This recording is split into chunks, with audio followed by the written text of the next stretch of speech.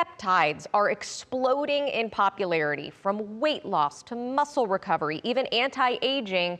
People are seeking out peptide therapies for medical, cosmetics, or performance reasons.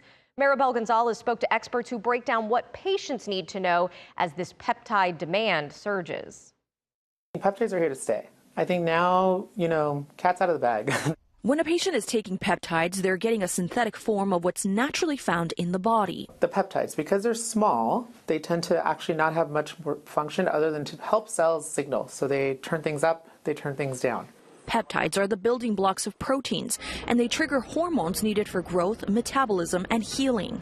But Dr. Juan Rendon, a board-certified plastic surgeon in Torrance, California, says patients must understand their health history before adding peptides. If you don't have an undiagnosed medical condition, we're probably safe to start these peptides. The FDA has approved numerous peptides as medications, but it matters where they come from because some are still experimental. They're either an FDA-approved facility, a 503A or a 503B facility, or a research facility. And I don't think any of us should be using anything that came from a research facility.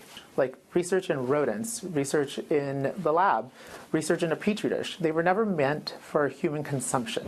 Julio Camarero, a professor at the University of Southern California's School of Pharmacy, says the future of peptides is promising, built on years of research. I think cancer is going to be the main revolution. But more studies lie ahead to understand their potential. The final goal is basically use these molecules for target therapy.